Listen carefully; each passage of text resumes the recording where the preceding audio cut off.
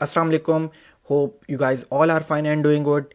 And today this is going to be our third lecture on Ethereum smart contract programming पर.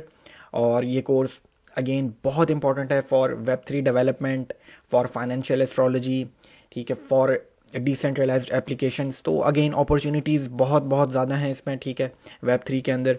और opportunities के ऊपर first lecture में भी सेकंड लेक्चर में भी बहुत बात की है.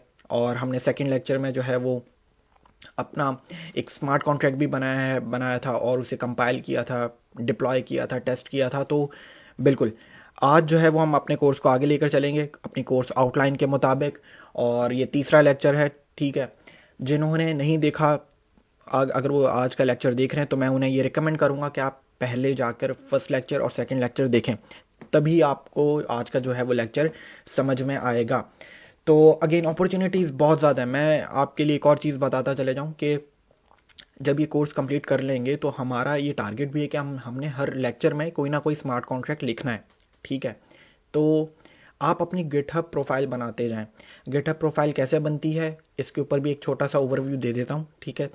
और बल्कि एक और इसका एक छोटा सा लेक्चर रख लेंगे कि आपको आपकी गिटहब प्रोफाइल कैसे बनाएंगे और अपने हर स्मार्ट कॉन्ट्रैक्ट के कोड को आप वहाँ पे उसकी एक रिपोजिटरी बना दें, ठीक है, ताकि कल को आप जो है वो, क्योंकि देखें अपॉर्चुनिटीज़ की मैं बात करूं, आप as a smart contract developer भी काम कर सकते हैं. इस कोर्स के बाद जब आपको स्मार्ट कॉन्ट्रैक्ट लिखना आ जाएगा तो आप बेशक प्री सेल का कॉन्ट्रैक्ट बनाएं, स्टेकिंग का कॉन्ट्रैक्ट बनाएं, एनएफटी मार्केट प्लेस का कॉन्ट्रैक्ट बनाएं, ठीक है. तो वो अपनी इन सारी चीज़ों को एक अपनी गिटहब प्रोफाइल पे इस कोड को, अपने इन सारे स्मार्ट कॉन्ट्रैक्ट्स को गिटहब की प्रोफाइल के ऊपर जो है वो शेयर करें, ताकि जो है वो आपको जो है वो फ्रीलांसिंग का काम मिल सके. आप अगर कहीं जॉब के लिए भी as a smart contract developer, as a blockchain developer भी आप अप्लाई करना चाहते हैं तो आपकी गिटहब प्रोफाइल आपकी रेज्यूमे के ऊपर बिल्कुल जो है वो मेंशन हो. और गिटहब की प्रोफाइल बनाते कैसे हैं और किस तरीके से रिपोजिटरी बनानी है और किस तरीके से कोड जो है वो अपलोड करना है, उसका भी एक छोटा सा हम लेक्चर एक छोटा सा रख लेंगे, ठीक है, पार्ट. तो चलें जी, आज का जो है ये तीसरा लेक्चर है, ठीक है. और पिछले लेक्चर में जो है वो हमने क्या बातें की थी, जो है वो हमने जो है एक छोटा सा स्मार्ट कॉन्ट्रैक्ट बनाया था, फिर हमने कुछ कीवर्ड्स के ऊपर भी बात की थी. तो चले जी ज़रा आगे चलते हैं कि कोर्स आउटलाइन के मुताबिक हम बिल्कुल चल रहे हैं. हमारा कोर्स इंट्रोडक्शन हो चुका है, सॉलिडिटी बेसिक्स जो है वो हमने स्टार्ट कर दी है, रिमिक्स के ऊपर भी काम करना हमने शुरू कर दिया है, ठीक है. कॉन्ट्रैक्ट स्ट्रक्चर भी हम आहिस्ता आहिस्ता सीख रहे हैं. और आज का जो लेक्चर है वो बेसिकली होगा टाइप्स एंड वेरिएबल्स के ऊपर. ज़रा पहले जो है ना, अच्छा एक और चीज़ बताते चले जाऊँ. मैंने इस कोर्स में इस आउटलाइन को और ज़्यादा जो है वो थोड़ा सा बड़ा किया है और इसमें 2 प्रोजेक्ट्स और ऐड किए हैं. पहले जो है वो हम क्या बना रहे थे, सिर्फ मल्टीसिग वॉलेट बना रहे थे अपने प्रोजेक्ट्स में. लेकिन मैंने ये सोचा है कि जब हम ये स्मार्ट कॉन्ट्रैक्ट सॉलिडिटी जो है वो हम सीख जाएंगे तो हम एक टोकन भी बना लेंगे, ERC20 टोकन, ठीक है. उस टोकन को आप किसी भी EVM बेस्ड ब्लॉकचेन्स के ऊपर जो है वो डिप्लॉय कर सकते हैं. BSC के ऊपर आप, मतलब कॉन्ट्रैक्ट का कोड एक ही होगा और वो आप उस टोकन को आप BSC का टोकन भी बना सकते हैं, पॉलीगॉन का टोकन भी बना सकते हैं और इथीरियम का ब्लॉकचेन का भी टोकन बना सकते हैं. तो जितनी भी EVM बेस्ड ब्लॉकचेन्स होंगी, आपका ये इवन स्मार्ट कॉन्ट्रैक्ट जो हमने लास्ट कॉन्ट्रैक्ट भी लिखा है, तो वो भी आप उसे किसी भी EVM बेस्ड ब्लॉकचेन पे डिप्लॉय कर सकते हैं. बहरहाल छोटी सी चीज़ कि हम अपने प्रोजेक्ट्स में क्या क्या चीज़ें, हमने 2 चीज़ें और ऐड कर दी हैं.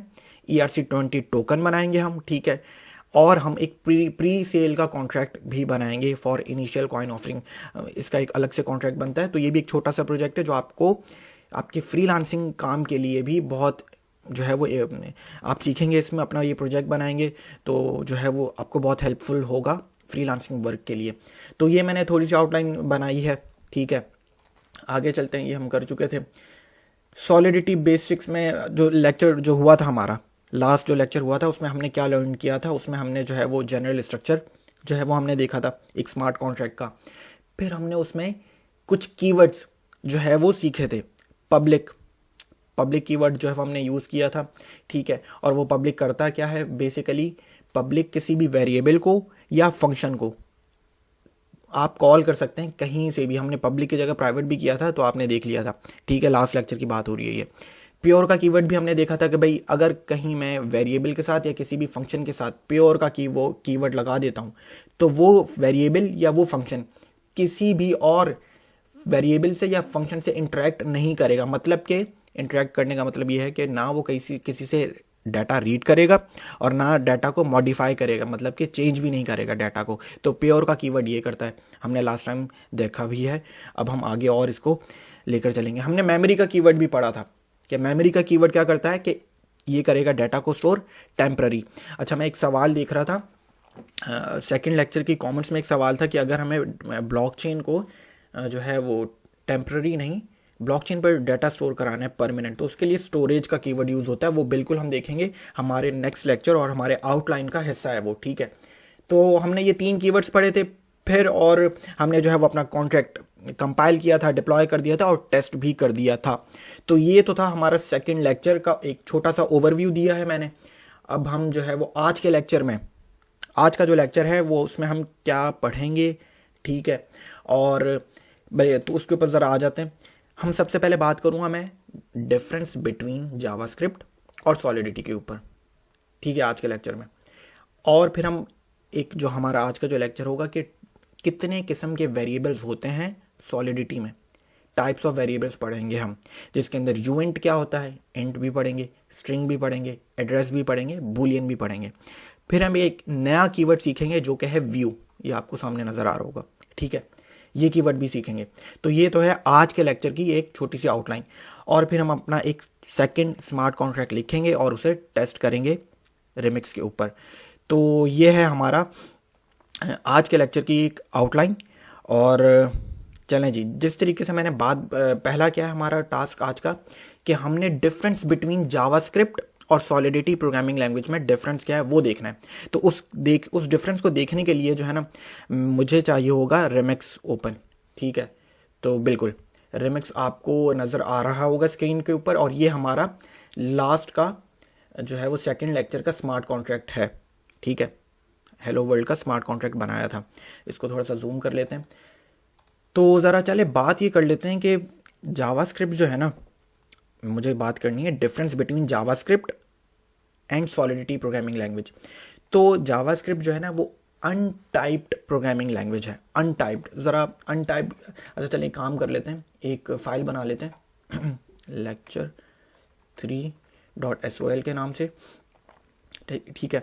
अब मैं कोई जनरल स्ट्रक्चर पूरा स्मार्ट कॉन्ट्रैक्ट जो है वो अभी नहीं लिख रहा, मैं बस आपको समझाने के लिए कि डिफरेंस बिटवीन जावास्क्रिप्ट और सॉलिडिटी में क्या डिफरेंस है वो समझाने के लिए जो है वो मैंने जो है एक फ़ाइल क्रिएट की है। अच्छा, जावास्क्रिप्ट जो है ना वो अनटाइप्ड लैंग्वेज है, LN, ठीक है। अब अनटाइप्ड लैंग्वेज, अनटाइप्ड, ठीक है। अनटाइप्ड लैंग्वेज ये होती है कि इसके अंदर आपको वेरिएबल की टाइप नहीं बतानी होती। अच्छा चले, अब ये क्या होता है कि वेरिएबल क्या होता है, बेसिकली वेरिएबल होता है कि भाई डाटा को स्टोर करता है वेरिएबल, ठीक है। मैं अगर जावास्क्रिप्ट की बात करूं तो मैं ऐसे लिख सकता हूं ना बिल्कुल वेरिएबल को, कि वेरिएबल वार लिखूंगा स्पेस वेरिएबल का नाम कोई भी रखूं, A रख दूं, B रख दूं, C रख दूं, आपके ऊपर है, इक्वल टू 1। मैं बिल्कुल ऐसे कर सकता हूं जावास्क्रिप्ट में, ठीक है। अच्छा, ये हो गया। अब एक और कर लेते हैं जावास्क्रिप्ट को ही रखते हुए, वार B रखता हूं नाम, इसको कर देते हैं हेलो, सेमीकोलन लगा दिया। मैं जावास्क्रिप्ट के अंदर मैं ये भी कर सकता हूं कि अपने एक वेरिएबल को, एक ये जो है ये एक नंबर है तो ये बन गया एक, ये नंबर है, ये क्या सीक्वेंस ऑफ कैरेक्टर जिसे स्ट्रिंग कहते हैं। तो वेरिएबल की एक और एक डाटा, ये एक डाटा टाइप है, ये दूसरी डाटा टाइप है, समझ रहे हैं। वेरिएबल्स प्रोग्रामिंग लैंग्वेज के अंदर वेरिएबल्स डाटा को स्टोर करते हैं। तो इस वक्त मेरा जो A की वैल्यू है 1, मतलब कि वो एक नंबर को स्टोर कर रहा है, और B क्या कर रहा है, एक सीक्वेंस ऑफ कैरेक्टर्स को स्टोर कर रहा है, ठीक है। मैं ऐसे भी कर सकता हूँ जावास्क्रिप्ट के अंदर, var c is equal to false, boolean है, बूलियन डाटा टाइप इसे कहते हैं, ट्रू एंड फॉल्स को बूलियन डाटा टाइप कहते हैं। अब नोट करने की बात यह है कि मेरा जो मकसद है आपको कि डिफरेंस बिटवीन जावास्क्रिप्ट और सॉलिडिटी। तो ये जो मैंने 3 वेरिएबल्स लिखे हैं ना, अब नोट करने की बात यह है कि जावास्क्रिप्ट के अंदर मैं लिख देता हूं JavaScript is untyped language. JavaScript में आप देखें, ये एक नंबर है, ये एक स्ट्रिंग है, ये एक बुलियन है, तो डाटा टाइप डिफरेंट है तीनों, एक नंबर है, एक कैरेक्टर्स हैं और ये एक बुलियन है। डाटा टाइप डिफरेंट है, लेकिन मैं उन सबको किस कीवर्ड से जो है वो डिक्लेयर कर रहा हूं, वार के कीवर्ड से। मतलब कि मैं एक ही कीवर्ड को यूज कर रहा हूं, तो मुझे डाटा टाइप की परवाह नहीं, मुझे बताना नहीं पड़ रहा है कि डाटा टाइप कौन सी है। ठीक है, वार का कीवर्ड खुद ही देख लेता है, जावास्क्रिप्ट की प्रोग्रामिंग लैंग्वेज खुद ही देख लेती है कि ये जो वेरिएबल है ये नंबर है, ये सीक्वेंस ऑफ कैरेक्टर है, या एक बुलियन डाटा टाइप है। ठीक है, या तो ये एक डेसिमल, और भी डाटा टाइप्स होती हैं। ठीक है, अभी तो मैंने सिर्फ 3 देकर आपको एग्जाम्पल देने की कोशिश कर रहा हूं कि देखें, जावास्क्रिप्ट के अंदर डाटा टाइप बतानी नहीं पड़ती, तो इसीलिए जावास्क्रिप्ट को अनटाइप्ड प्रोग्रामिंग लैंग्वेज कहते हैं। और भी बहुत सारी अनटाइप्ड प्रोग्रामिंग लैंग्वेज हैं। मकसद क्या अभी सीखना है, difference between JavaScript and solidity. ठीक है, तो मैंने आपको एक बताई कि जावास्क्रिप्ट के अंदर वेरिएबल की डाटा टाइप आपको बतानी नहीं पड़ती। अब जरा आगे चलते हैं कि एक काम कर लेते हैं कि जो है ना सॉलिडिटी के अंदर, अब ज़रा, हालांकि सॉलिडिटी की फाइल है, मैंने यहाँ पे जावास्क्रिप्ट लिख दी है, कोई ऐसी बात नहीं है। सॉलिडिटी जो है ना, उसको यहाँ पे कर लेते हैं। Solidity is a typed programming language. Typed programming language मतलब कि ये जावास्क्रिप्ट के बिल्कुल रिवर्स है। इसमें आपको डाटा टाइप बतानी पड़ती है कि आप एक वेरिएबल के अंदर कौन सा डेटा स्टोर कर रहे हैं, आपको बताना पड़ेगा। क्या आप एक नंबर स्टोर कर रहे हैं, क्या आप एक सीक्वेंस ऑफ कैरेक्टर स्टोर कर रहे हैं, क्या एक बुलियन डाटा टाइप आप स्टोर कर रहे हैं। सॉलिडिटी के अंदर एड्रेस की डाटा टाइप भी होती है, वो भी अभी हम देखते हैं। तो ये सॉलिडिटी क्या है, एक टाइप प्रोग्रामिंग लैंग्वेज है, तो आपको वेरिएबल की टाइप बतानी पड़ती है। ठीक है, तो अब वो कैसे आप बताएंगे सॉलिडिटी के अंदर, तो देखें, अगर आप एक नंबर डाटा टाइप बताना, अगर आप एक नंबर स्टोर करने की कोशिश करेंगे या करना चाहेंगे, तो आप किस तरीके से सॉलिडिटी में बताएंगे, आप लिखेंगे इंट a इक्वल टू 1। ये इंट का मतलब क्या, अभी आता हूं। ठीक है, तो जब भी आप नंबर स्टोर कराएंगे आप इंट यूज कर सकते हैं और यू इंट स्टोर कर सकते हैं। क्या कर सकते हैं, इंट और यू इंट। यह है इंटीजर, यू इंट इसका एक चीज हो, यू इंट भी अभी बता देता हूं। आप नंबर को सॉलिडिटी में 2 तरीके से बयान कर सकते हैं, इंट के जरिए भी और यू इंट के जरिए भी। इन दोनों में फर्क क्या होता है कि इंट जो है वो आप नेगेटिव नंबर भी बता सकते हो, यू इंट हमेशा पॉजिटिव नंबर होता है, 0 से ग्रेटर देन। अगर आपको कोई पॉजिटिव नंबर स्टोर करना है तो आप यू इंट लिखेंगे। अगर आपको पॉजिटिव भी या नेगेटिव भी, इंट जो है ना, ये वाला इंट, ये दोनों नंबर को स्टोर कर सकता है, पॉजिटिव नंबर्स भी नेगेटिव नंबर्स भी। लेकिन यू इंट जो है वो हमेशा, यू इंट को कहते हैं unsigned integer. Unsigned integer data type है ये इंटीजर, जो कि सिर्फ पॉजिटिव नंबर्स को, ओनली फॉर पॉजिटिव नंबर्स। ठीक है, अच्छा, अब आगे चलते हैं कि इंटीजर जो है वो उसमें आप नेगेटिव नंबर्स भी स्टोर कर सकते हैं। तो हमने 2 डाटा टाइप तो देख लेंगे। सॉलिडिटी के अंदर जब भी डाटा टाइप बताएंगे, आप वेरिएबल के अंदर डाटा जो है वो स्टोर करने की कोशिश करेंगे, तो आपको हमेशा उसकी डाटा टाइप बतानी पड़ेगी। जावास्क्रिप्ट के केस में बिल्कुल ऐसा नहीं था। आप देख लें, ये एक नंबर है, ये एक स्ट्रिंग है, ये एक बूलियन डाटा टाइप है। आपने बस वेरिएबल का नाम रखा, ABC, कुछ भी नाम रख दें, ठीक है, और आपने बस बता दिया, कोई डाटा टाइप आप नहीं बता रहे, वार का कीवर्ड लिखा और बस खुद ही जो है वो जावास्क्रिप्ट समझ जाएगा कि ये कौन सी डाटा टाइप है। लेकिन सॉलिडिटी में अगर आपको नंबर स्टोर करवाना है तो 2 तरीके हैं, इंट भी यूज कर सकते हैं, यू इंट भी स्टोर कर सकते हैं। अभी तो हमने सिर्फ 2 डाटा टाइप पढ़ी, अब एक और सॉलिडिटी में डाटा टाइप पढ़ते हैं। सॉलिडिटी में अगर मैं कहूं कि मुझे एक सीक्वेंस ऑफ कैरेक्टर स्टोर करवाना है, तो आपको क्या करना पड़ेगा, आपको एक कीवर्ड लिखना पड़ेगा, स्ट्रिंग का बताना पड़ेगा। तो सॉलिडिटी जो है ये टाइप्ड प्रोग्रामिंग लैंग्वेज है, सॉलिडिटी में डाटा टाइप बतानी पड़ती है। मैं बार बार इसी के ऊपर गौर कर रहा हूँ, बहुत इंपॉर्टेंट बेसिक लेक्चर है कि सॉलिडिटी में ये बहुत परेशानी होती है कि आपको डाटा टाइप बतानी पड़ती है। तो स्ट्रिंग का कीवर्ड लिखेंगे, कोई भी वेरिएबल का नाम रख दे, सी नाम रख देता हूँ, इज इक्वल टू, अब स्ट्रिंग को डबल कोट्स में बताएंगे और कुछ भी लिख दें, हेलो टू ऑल मेंबर्स, ठीक है, सेमीकोलन। तीसरी डाटा टाइप, तो मतलब कि जब जब हम डाटा स्टोर करवा रहे हैं सॉलिडिटी में तो हमें डाटा टाइप बतानी पड़ रही है। ठीक है, एक और डाटा टाइप पढ़ लेते हैं, एड्रेस। एड्रेस शायद वॉलेट का एक एड्रेस होता है, ठीक है, तो ये वो डाटा टाइप है। अब मैं इसका भी अगेन एड्रेस का कीवर्ड लिखूंगा, उसके बाद कोई भी वेरिएबल का नाम रख दूं, XYZ इक्वल टू एड्रेस। आपने देखा होगा अक्सर इथीरियम का एड्रेस 0x120x, ठीक है, QW12 कुछ भी एड्रेस हो, तो ये एक एड्रेस की डाटा टाइप है।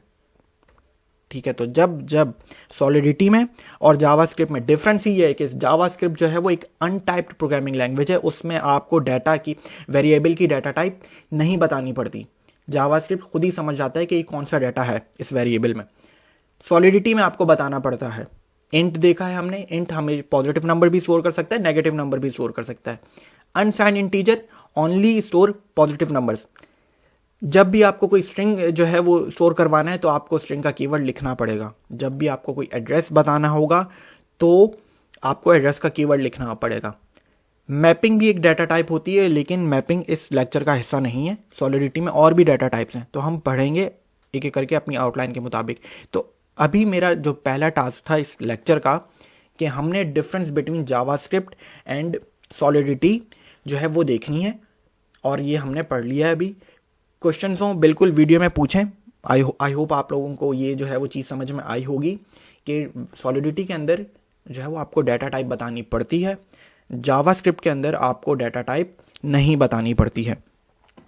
अच्छा जी, और अब जो है वो एक काम ये कर लेते हैं कि एक सॉलिडिटी के अंदर जो है ना एक इसी को जो है ना हम यहाँ से करते हैं क्रॉस।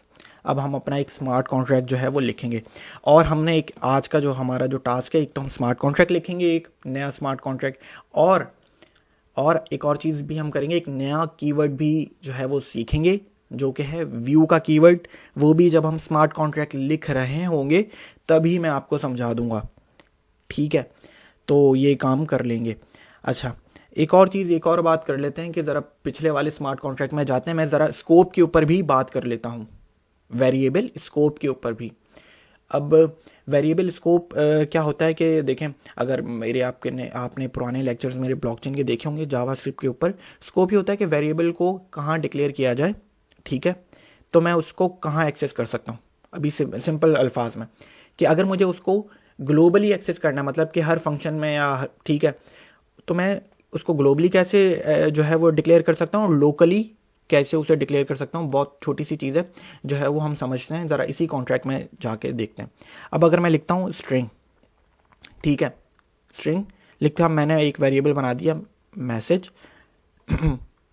अब आपको समझ में आ रहा है ना कि मैंने मैसेज है मेरे वेरिएबल का नाम, और मैं एक्सप्लोर करवा रहा हूँ यही value, hello to all members, control C control V.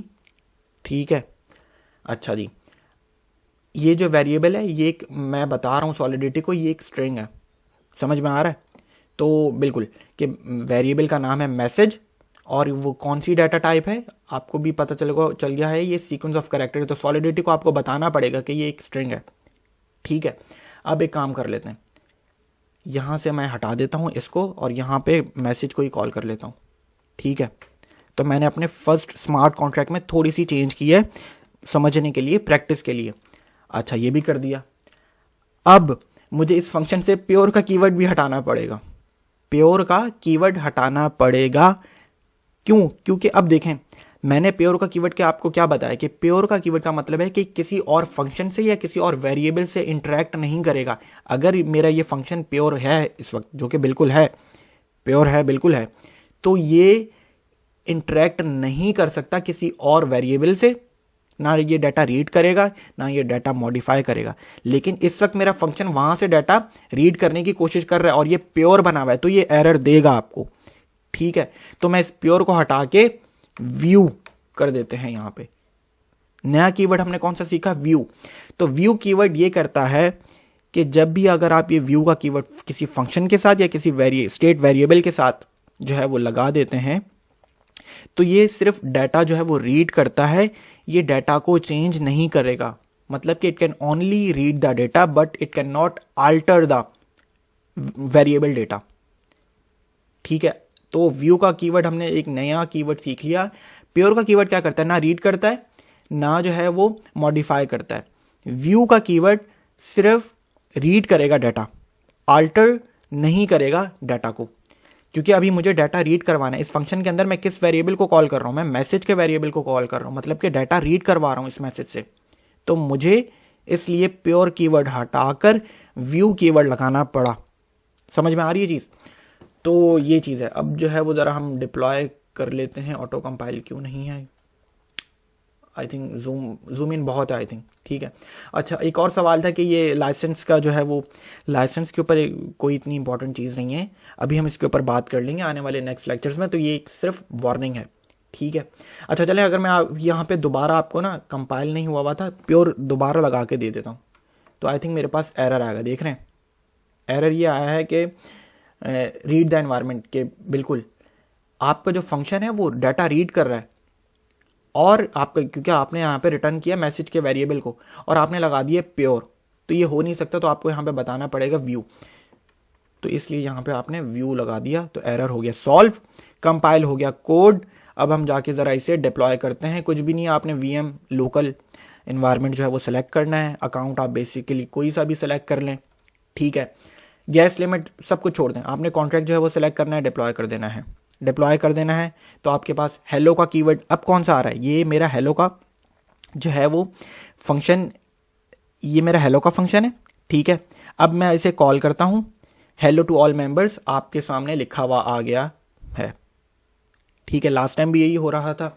ठीक है, तो अच्छा अगर मैं एक और चीज़ यहाँ पे, अगर मैं स्ट्रिंग के आगे पब्लिक कीवर्ड लिख देता हूँ, प्रैक्टिस कर रहे हैं हम, सारी चीज़ें एक्सप्लोर करने की कोशिश कर रहे हैं। पब्लिक कीवर्ड हमने सीखा हुआ है कि पब्लिक कीवर्ड, यहाँ पे अभी मैंने पब्लिक नहीं लिखा हुआ था, तो अब ज़रा लिख कर देखता हूँ तो क्या होता है। कैंसिल करते हैं कॉन्ट्रैक्ट को, अब दोबारा डिप्लॉय करते हैं, तो अब मेरे पास दो चीज़ें आ गई हैं। मेरे पास मैसेज भी जो है वो यहाँ पे आ चुका है, तो मैसेज पे भी जब मैं क्लिक कर रहा हूँ तो मुझे उसकी वैल्यू दिखा रहा है, और जब मैं फंक्शन पे भी क्लिक कर रहा हूँ तो मुझे अपना जो रिजल्ट है, मेरे पास फंक्शन बिल्कुल प्रॉपर एग्जीक्यूट हो रहा है और मुझे उसका रिजल्ट मिल रहा है। तो ये भी एक छोटी सी चीज़ थी कि पब्लिक कीवर्ड लगाने से, एक वेरिएबल के साथ पब्लिक कीवर्ड लगाने से क्या होता है, कुछ भी नहीं होता है, आप उसकी वैल्यू जो है वो एक्सेस कर सकते हैं आप। ठीक है, और बिल्कुल ये हो गया। चलें जी, तो हमने अब जो बात करनी थी कि हमने डिफरेंस बिटवीन सॉलिडिटी और जावास्क्रिप्ट के ऊपर बात कर ली। हमने व्यू का कीवर्ड देख लिया कि व्यू का कीवर्ड डाटा को सिर्फ रीड करता है, चेंज नहीं करता है डाटा को। ठीक है, स्कोप के ऊपर मैंने बात करनी थी। स्कोप के ऊपर मैंने इसी कॉन्ट्रैक्ट से देख लेते हैं। स्कोप क्या होती है, ग्लोबली स्कोप होती है और एक होती है लोकली स्कोप। ये जो मैंने वेरिएबल डिक्लेयर किया है, जिस वेरिएबल का नाम क्या है, मैसेज, वेरिएबल का नाम क्या है, मैसेज, और जरा मैं इस कीवर्ड को भी हटा देता हूं, ठीक है, आपको थोड़ा आसानी के लिए। स्कोप के ऊपर थोड़ा सा बात कर लेते हैं। तो ये जो वेरिएबल है ना, ये ग्लोबली डिक्लेयर्ड है, या इसे सॉलिडिटी में स्टेट वेरिएबल्स कहते हैं, कि आपने कॉन्ट्रैक्ट की बॉडी में ही वेरिएबल को बताया है, सबसे टॉप पर बताया है, ग्लोबली बताया है, तो इसे स्टेट वेरिएबल्स कहते हैं। ग्लोबली का मतलब है कि मैं इस वेरिएबल को फंक्शन के पास, फंक्शन के अंदर कॉल कर सकता हूं। देख लें, ये ग्लोबली डिक्लेयर्ड हुआ है और मैंने इस वेरिएबल को फंक्शन के पास, फंक्शन के अंदर कॉल किया, तो इसे ग्लोबली कहते हैं कि मैं इस फंक्शन को किसी और, इस वेरिएबल को किसी और फंक्शन में भी, जब हम एक और फंक्शन बनाएंगे आज का स्मार्ट कॉन्ट्रैक्ट, तो हम जो है वो इस वेरिएबल को सिर्फ इस फंक्शन में नहीं, किसी और वेरिएबल, किसी और फंक्शन में भी, बेतहाशा फंक्शंस में हम इसे कॉल कर सकते हैं। लेकिन अगर यही वेरिएबल मैं यहां पे डिक्लेयर कर देता, मतलब कि सिर्फ इस फंक्शन के अंदर ही, तो फिर बताऊं क्या हो जाता, तो फिर ये होता कि सिर्फ इसी ये वेरिएबल इसी फंक्शन में अवेलेबल होता। ठीक है, तो आई थिंक ये एरर क्या आ रहा है, मेमोरी का एरर देगा ये आई थिंक, बिल्कुल। अब मुझे मेमोरी का कीवर्ड लगाना पड़ेगा क्योंकि डाटा को, इस वेरिएबल को मैं टेम्परेरी स्टोर करवा रहा हूं, तो इसलिए बताना था। अच्छा जी, चलें जी, ये हो गया। तो मैंने आपको बताया स्कोप का, कि अगर ये प्रीवियसली क्या था कि ये एक as a state variable declare था, ये यहां पर था, ग्लोबली डिक्लेयर था, ताकि मैं इस वेरिएबल को किसी भी फंक्शन में कॉल कर सकता हूं। लेकिन अगर मैंने इस फंक्शन को उठाकर फंक्शन के अंदर कॉल कर दिया, तो सिर्फ उसी फंक्शन में ये अवेलेबल होगा, ये जो है वो किसी और फंक्शन में मैं उसे कॉल नहीं कर सकता। तो इसे ग्लोबली और लोकली स्कोप कहते हैं। ग्लोबली ये कि कहीं से भी मतलब मैं ग्लोबली डिक्लेयर करने के बाद मैं उस वेरिएबल को हर जगह कॉल कर सकता हूँ, उस वेरिएबल की डाटा को एक्सेस कर सकता हूँ। ठीक है, अच्छा ये भी बात हो गई। अब चलते हैं ज़रा, आज का जो हमारा तीसरा टास्क था वो ये था कि हमने difference between JavaScript programming language and solidity programming language ये देख लिया, व्यू का कीवर्ड देख लिया, ठीक है, स्कोप के ऊपर भी बात कर ली हमने। डाटा इंट्स जो था कि भाई कौन कौन सी जो है वो डाटा टाइप्स होती हैं सॉलिडिटी में, 4 डाटा टाइप हमने वो देख ली, यूइंट देख लिया, इंट देख लिया, हमने स्ट्रिंग के ऊपर बात कर ली, हमने बूलियन भी देख लिया। अब जो है वो हम आज का स्मार्ट कॉन्ट्रैक्ट बनाएंगे, आज का हम स्मार्ट कॉन्ट्रैक्ट जो है वो बनाएंगे। तो उसके लिए lecture3 जो फाइल है हम यहाँ पे चले जाएंगे। ठीक है, हमने फाइल क्रिएट कर ली थी कॉन्ट्रैक्ट्स में lecture3.sol एक्सटेंशन के साथ।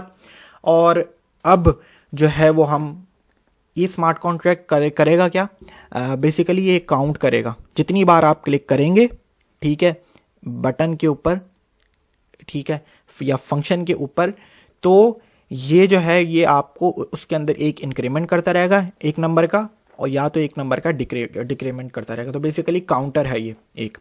तो स्मार्ट कॉन्ट्रैक्ट लिखना शुरू करते हैं। कैसे शुरू करते हैं, अगेन आपको स्ट्रक्चर जो है वो याद हो जाना चाहिए। अब आपको प्रैग्मा सॉलिडिटी एज सॉलिडिटी और वर्जन नंबर जो है वो 0.8.13 यूज कर लेते हैं। ठीक है, general structure of smart contract, आपको सबसे पहले लाइन कंपाइलर वर्जन बताना पड़ता है।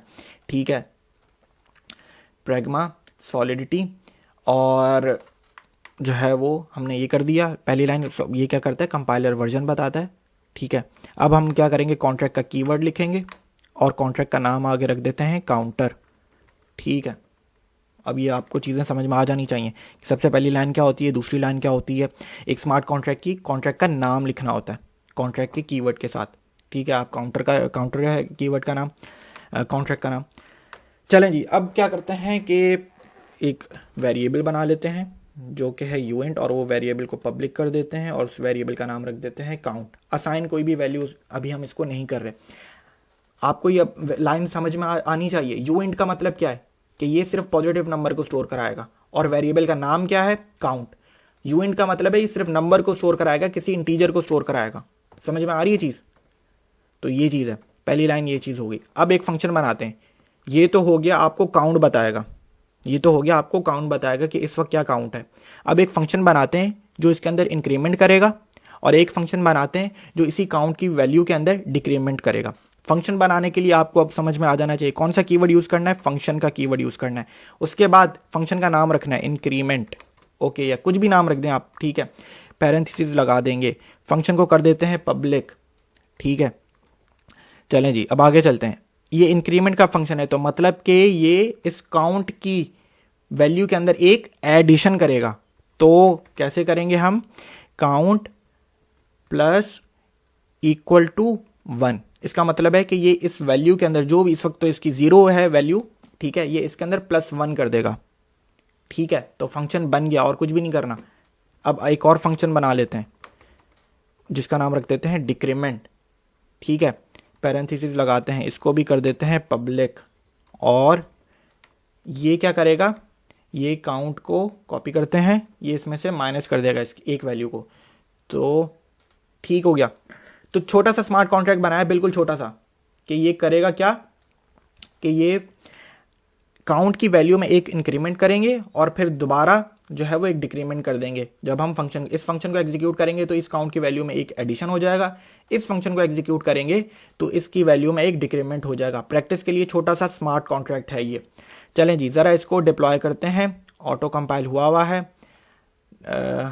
डिप्लॉय बिल्कुल फाइल सेलेक्ट हुई, ये मैंने कर दिया डिप्लॉय काउंटर। अच्छा, अगेन इसको और थोड़ा सा सीख लेते हैं। आपके कॉन्ट्रैक्ट का नाम क्या है, काउंटर।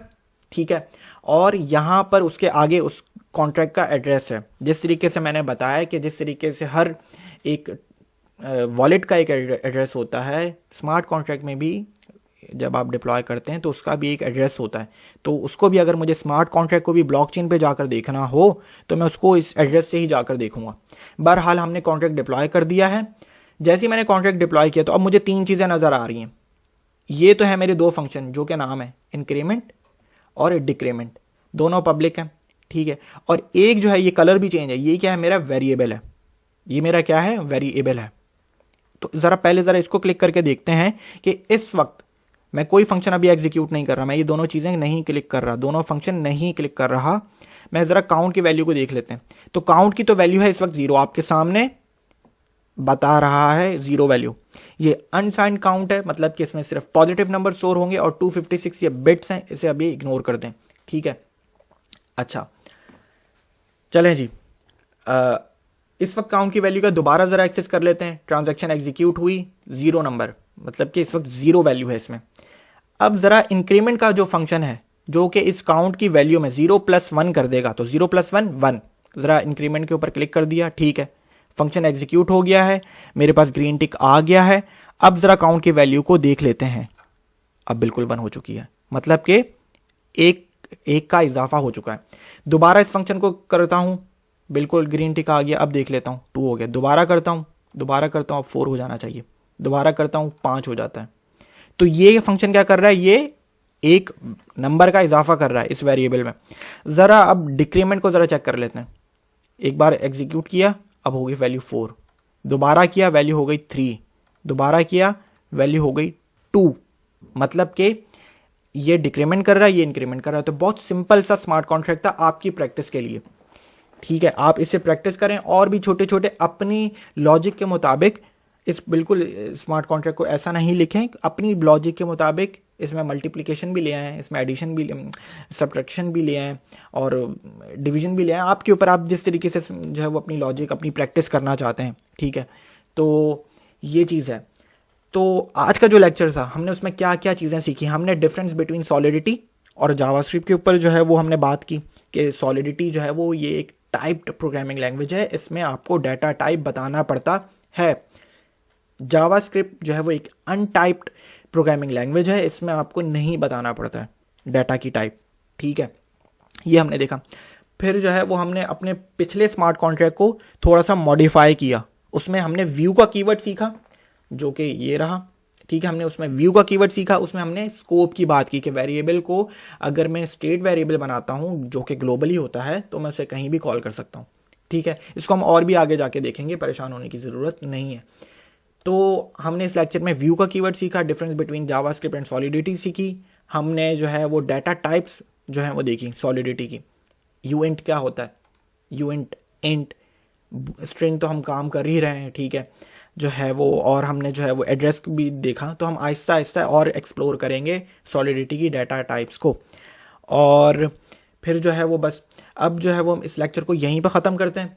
आपके जो भी सवालात होंगे मैं देखता हूँ बाकायदा वीडियो के कमेंट्स में और वहाँ पे जवाब भी देता हूँ, ठीक है। तो इसमें भी आपके जो भी सवालात हैं इस लेक्चर से रिलेटेड बिल्कुल पूछें और जो है वो इस लेक्चर को यहीं पे ख़त्म करते हैं। ख्याल रखें अपना, अल्लाह हाफ़िज़।